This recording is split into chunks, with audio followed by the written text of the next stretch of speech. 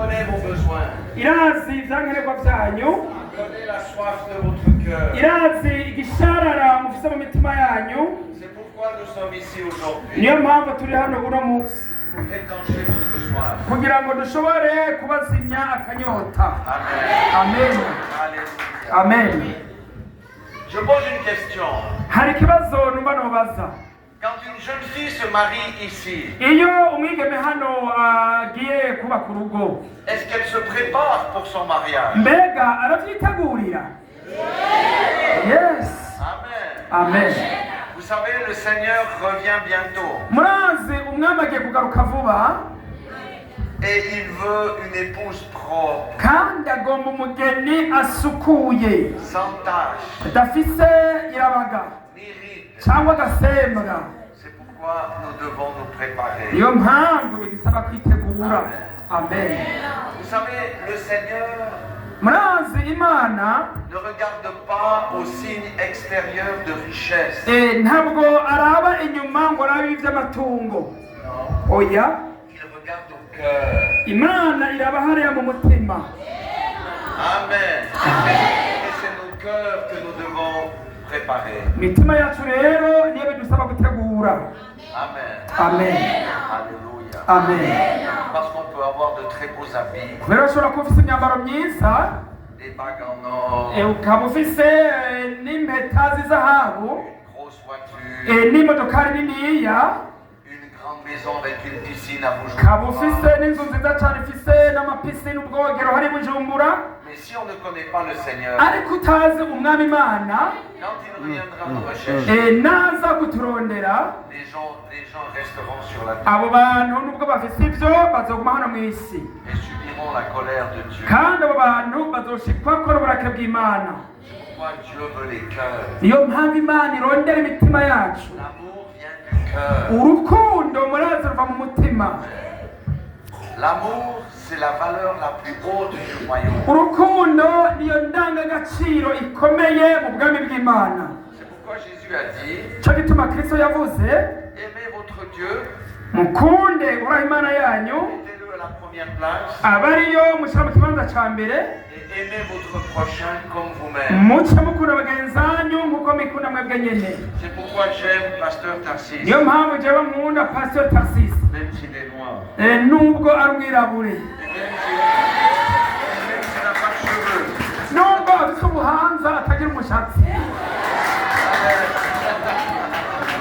Parce que nous avons le même sang kubera nubwo biri uko amaraso twese aratukura, et nous avons le même Dieu. tukaba dufise n'Imana imwe dusangiye.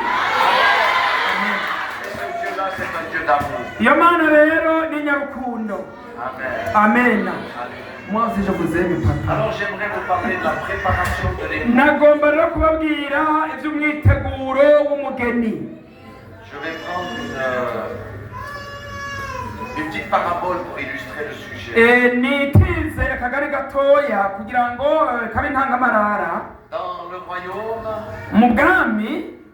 est semblable à une grande table. Ni ukuvuga ni nk'aho ari imeza niniya cyane.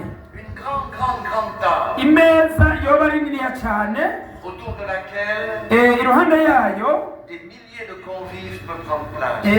abantu barashobora kuhapanga indya nyinshi n'abantu benshi biteguye kurya. Cette grande table Iyo meza nini rero a 4 pieds ishobora kuba ifite amaguru ane pour qu'elle soit stable. kugira ngo ihagarare neza. Et elle a un grand plateau Ikaba ifise n'aho gushyira indya hanini, pour qu'on puisse mettre les assiettes, les couteaux. mbaho bashobora gushyira imbugita, amasahani. Amen. Amen. Qu'est-ce que ça veut dire? Mbega ibyo bisobanura iki? Cette table Iyo meza représente isubirira la marche ukugenda, du chrétien. kugenda cyangwa urugendo rw'umukristo. Et je vais vous parler d'abord des 4 pieds. Mbabwire ibyerekeye amaguru ane y'imeza. Le premier pied a un nom Ni ukuvuga ukuguru kwa mbere kurafise izina, qui s'appelle la foi. izina ryitwa ukwizera. Amen. Amen. Non seulement la foi au sacrifice de Jésus, apana ukwizera gusa kudutera kwiyegurira Imana, mais la foi pour marcher dans la vie courante. ukwizera gutuma tubaho mu buzima bwa misi yose. Amen. le Seigneur a dit, uhoraho umwami imana avuze ngo il a répété même une parole harimo ijambo yasubiyemwo qui était dans Hébreux 10, verset 38. abaheburayo igice ca 10 umurongo wa 38. Pourquoi il dit ça? Amen. abaheburayo igice ca 10 umurongo w'38. Hébreux 10, 38. abaheburayo igice ca 10 umurongo wa 38. Et mon juste vivra par la foi. umugororotsi wanje azobeshwaho no kwizera kwiwe. Amen. Mais s'il se retire, ariko niyo njorora mon âme ne prend pas plaisir en lui. ntazohimbara umutima wanje. Qu'est-ce que ça veut dire marcher par la foi? mbega bisobanura iki kugendera mu kwizera? C'est une bonne question. ni ikibazo cyiza. Marcher par la foi, kugendera mu kwizera ça veut dire faire confiance à Dieu. bisobanurwa ngo kwizigira imana. Amen. amen. Ça veut dire croire bisobanurwa ngo kwizera que Dieu pourvoit à nos besoins. ko imana iba inyishu mu byankenerwa byacu byose. Amen. amen. Est-ce que les ONG pourvoient à nos besoins? mbega y'amashyirahamwe mpuzamakungu arabaha ibyangombwa byanyu by'iminsi yose? Non. no. Est-ce que le gouvernement pourvoit à vos besoins? mbega leta ubutegetsi bwoza bugushikanira ibyangombwa bya minsi yose? oya. Mais celui qui pourvoit à tous vos besoins, ariko iyitumara ubukene bwacu bwose c'est Dieu lui-même. ni imana ubwayo. Alléluia. niyo mpamvu Quand nous mettons notre confiance en Dieu iyo ibyizigiro byacu tubishyize muri yo et nous croyons ce que nous allons être exaucés, tukizera ko gusenga kwacu kuzishurwa, Dieu répond à notre prière. imana irahita ikishyura amasengesho yacu. Marcher par la foi, kugendera mu kwizera c'est aussi croire. ni n'ukuri kwizigira. Je parle pour les célibataires ici. mvuge nko ku bakiri bato abajene hano Que Dieu va pourvoir pour un mari yuko nkizera yuko imana izompa umugabo ou pour une épouse. cyangwa ikampa umukenyezi. Marcher par la foi, kugendera mu kwizera c'est croire que Dieu guérit. ni ukwizera ko n'imana ikiza. Ici, vous êtes loin des hôpitaux. hanye murashobora kuba muri kure cyane y'ibitaro. Qui est-ce qui guérit? mbega ninde bakiza? Dieu qui guérit. ni imana ibakiza. Amen. amen. Par les meurtrissures de Jésus, kubw'imishishagu ya kristo yesu nous sommes guéris. twarakize. amen. Marcher par la foi, kugendera mu kwizera c'est croire que Dieu ni ukwizera yuko peut changer les circonstances. imana ishobora guhindura ibiringo. L'épouse de Christ umugeni wa kristo est la championne niwe ndongozi, de la marche par la foi. niwe cyitegererezo cyo kugendera mu kwizera. C'est pourquoi nous devons développer notre foi niyo mpamvu kwizera kwacu bisaba yuko gukura si nous voulons rencontrer Jésus. nimba twifuza guhura na yesu. Amen. amen. Ça, c'était le premier pilier. ni ukuvuga yari ya nkingi ya mbere, kwa kuguru kwa mbere. Le deuxième pilier, ukuguru kwa kabiri qui fait partie de la préparation des nako poules, nyene kuri mu mwiteguro w'umugeni wa kristo c'est l'obéissance. ni uguca bugufi, ukubaha. Amen. amen. Hey. Regardez les enfants, rabe tujya tubona duto duto, quand ils sont désobéissants, iyo ari utwana tutumvira tutubaha, qu'est-ce qu'on fait avec les enfants désobéissants? mbega bigenda gute hamwe n'abana batumvira b'intumva? Vous avez la chicotte? bamira ku kiboko bakubitwa. Vous chicotez? murabakubita. Quand j'étais gamin à l'école, jewe ngira agahunguhungu gatoyi ku ishuri hariya, c'est pour ça que j'ai des grandes oreilles, hein. niyo mpamvu mfite amatwi manini manini. Quand on faisait des bêtises, iyo twakoze ibitajyanye, j'étais assis la maîtresse nous levait comme ni ça. ukuvuga ngo umwigisha atwigisha aca dukwega mu matwi nyene gutya. niyo mpamvu amatwi yanjye yarengutse aba maremare. Mais lorsqu'on est obéissant, ariko iyo umwana wumvira, lorsque vous avez un enfant iyo obéissant, ufise umwana agahaguruka yumvira, quand il va vous demander iyo aje kugusaba un épi de maïs, ikigori vous êtes en train de préparer, wowe uriko urategura, est-ce que vous allez le lui refuser? mbega urakimwangira? uramuha Non, uramuha vous allez lui donner, uramuha vous allez le récompenser. uramugerera ukamushimira. Quand on marche dans l'obéissance iyo hari kugendera mu kubaha imana à la parole de Dieu, tukubahiriza ijambo ry'imana Dieu nous récompense. imana iraduha impembo amen. Dans l'Ancien Testament, il est dit hariya mu isezero rya kera havugwa ngo que Yahweh, ko yehova l'Éternel, uhoraho préfère l'obéissance au sacrifice. ashima kumugambukira cyangwa kumwubaha gusumba ibimazi. Amen. Amen. Je vais lire une parole concernant l'obéissance. nsome ijambo rijanye no kubaha cyangwa kumugambukira imana. Hébreux 5:9. Abaheburayo 5:9. Et ça, c'est une parole qu'il faut retenir. ni ijambo bisaba ko tuzirikana tugafata ku mutwe. La parole de Dieu déclare ceci. ijambo ry'imana rivuga ibi. Il est devenu, il c'est Jésus, hein. ni ukuvuga ni yesu avugwamwo. Il est devenu l'auteur d'un salut éternel. kandi amaze guhingurwa rwose abera abamwumvira bose inyanduruko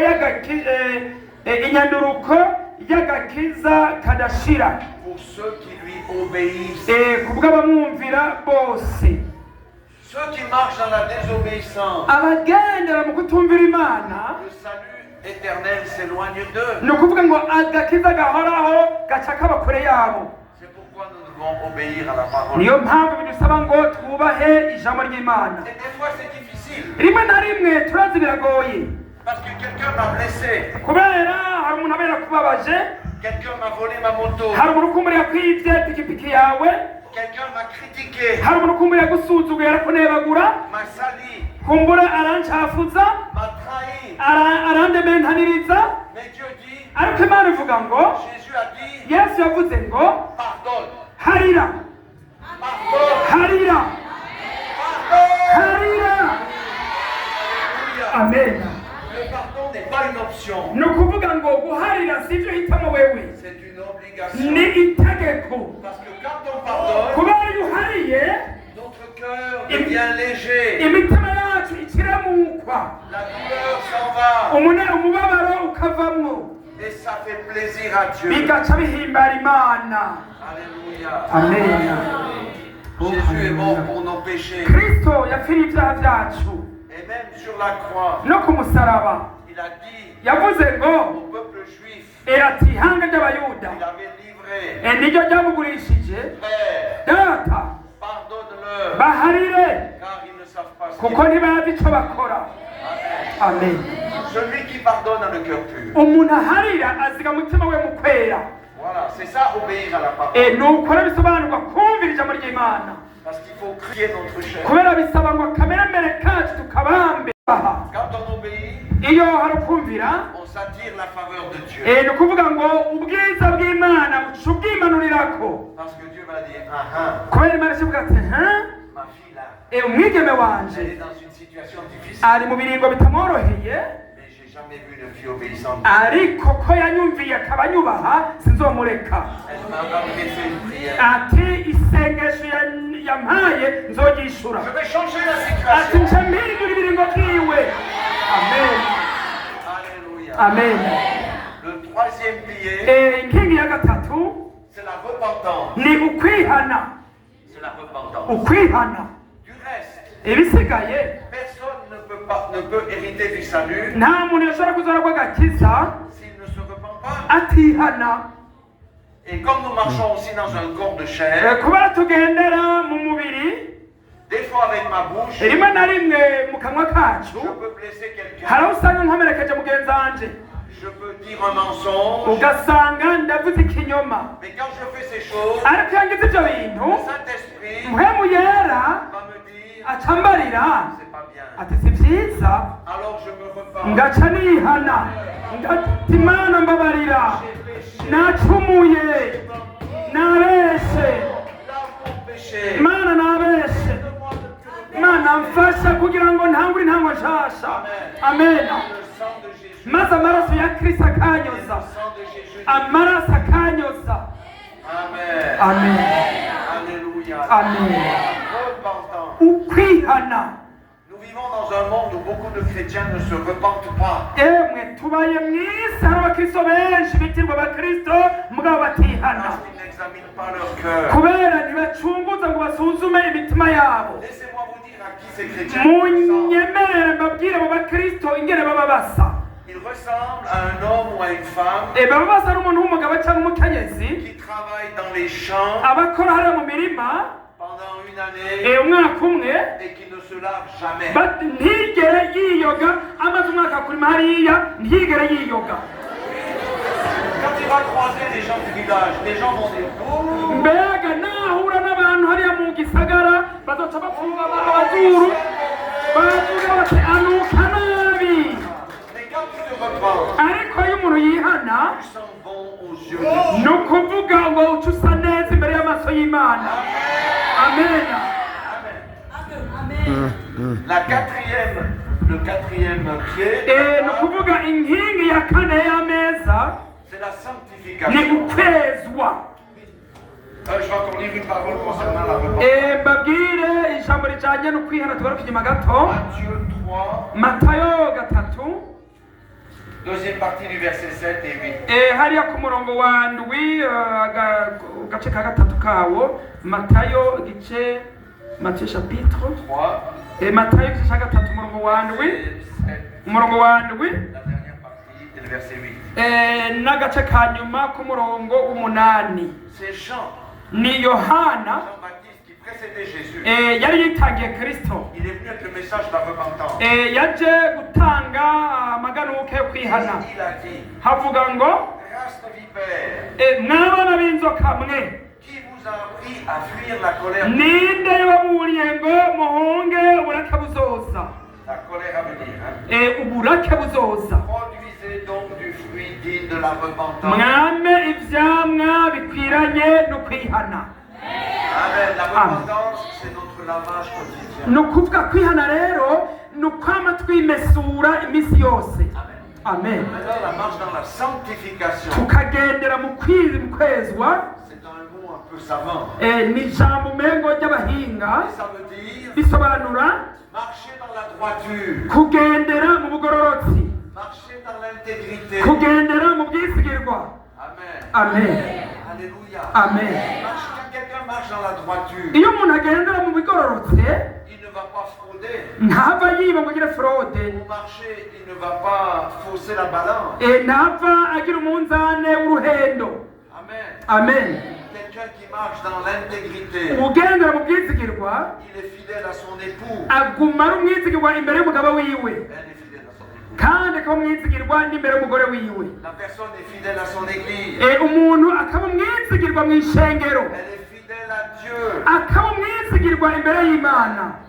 Et ça s'appelle la crucifixion de la chair. ibyo byitwa kubamba akameremere k'umubiri. Amen. Amen. Combien de fois on dit, oh, rimwe na rimwe hari abantu bavuga ngo ho j'en ai marre de ma colère. ati numva mbabazwa n'ishavu ryanje, Alors on prie jusqu'à ce que la colère parte. ngaca nsenga kugira ngo bwa burake bumvemo. Amen. Amen. La marche dans la sanctification. kugendera mu kwezwa. Et là il y a un verset, Hébreux 12, 14. hari umurongo hariya Abaheburayo 12 umurongo wa 14. Pendant qu'il cherche, ce qui est important c'est d'être en chemin. Vous comprenez? ikintu gikomeye ni ukuba uri muri urwo rugendo, On va de progrès en progrès. tukagenda tuva mu byiza tuja mu bundi. Alors Hébreux 12, 14 dit ceci. Abaheburayo 12 umurongo wa 14 havuga ibi: Recherchez la paix avec tous mukurikire kugiranira amahoro n'abantu bose et la sanctification n'ukwezwa, sans laquelle kuko utejejwe personne ne verra le Seigneur. atazoraba umwami. Amen. Amen. Nous sommes dans un chemin. twebwe rero turi mu kayira, Nous devons crucifier notre chair. bidusaba ngo tubambe akameremere kacu, Il n'y a rien bon dans notre chair. kubera mu kameremere mu mubiri nta cyiza kiriyo. Et sur ce grand plateau, le plateau a un nom aussi. ni ukuvuga rero kuri ya sahani iri hejuru nayo nyene irafise izina. Ce nom s'appelle la persévérance. aha ya plato cyagiterekwako amasahani nico twogeranya nico twita kwihangana cyangwa kubandanya. Nous devons persévérer. bisaba ko tugumiriza tukabandanya. Alléluia. Amen. Beaucoup sont contents quand ils connaissent le Seigneur. abantu benshi urabona banezerewe nk'aho bazi imana Ah, Dieu est bon, alléluia. bakavuga ngo imana ni nziza ngo ni sawa ngo yego imana ni nziza Mais des fois, le monde les rattrape. ariko rimwe na rimwe ugasanga isi yabacakiye ku mperera y'umuhamagaro wabo. Je vais prendre un exemple qui vous concerne. mfate nk'akarorero kabaraba mwebwe. Ici, il y a des grandes montagnes. Hein. hano ndabona hari imisozi miremire. Est-ce que pour monter de Bujumbura ici à pied, c'est plat? mbega uvuye i bujumbura uduga ngaha hararambitse? no. Des fois, c'est très raide, très raide. rimwe na rimwe usanga haduga hagoye. Des fois, c'est moins raide. rimwe na rimwe ugasanga hariho n'ahoroshe hameze nk'aharambitse. Et après, c'est de nouveau raide. hanyuma ukongera kuduga nyine. Seuls les persévérants abihangana bonyine gusa arriveront de Bujumbura ici. bazova i bujumbura bashike hano akinyami. Beaucoup vont arrêter parce que c'est trop dur. bamwe barashobora no guhagarikira mu nzira kubera byabagoye. La vie ici est dure. kubera ubuzima hano Mais buragoye. dans l'éternité, ariko mu gihe gihoraho c'est notre espoir. nibyo byizigiro byacu. Toutes nos larmes seront effacées. amosozi yo ku maso yacu yose azohanagurwa. Amen. amen. C'est comme ça qu'on se prépare. uko niko kwitegura. Regardons encore une parole dans Apocalypse 3:10. byahishura yohana 3:10 Il est dit ceci. handitswe ngo Il s'adresse à une église. bivugwa ku ishengero riri hano Parce que tu as gardé la parole de la persévérance en moi, ko witondeye ijambo ryo kwihangana kwanje je te garderai aussi à l'heure de la tentation. nanjye nzokurinda igihe cyo kugerageza kigira kize mu bihugu byose Qui va venir sur le monde entier kigira kize mu bihugu byose pour éprouver kugerageza les habitants de la terre. ababa mu isi. Ceux qui ne persévéreront pas abatihangana ne pourront pas résister à la grande tentation. ntibashobora kuzihanganira aya mageragezwa. Seuls les vainqueurs persévèrent. abanesha bonyine nibo bazihangana.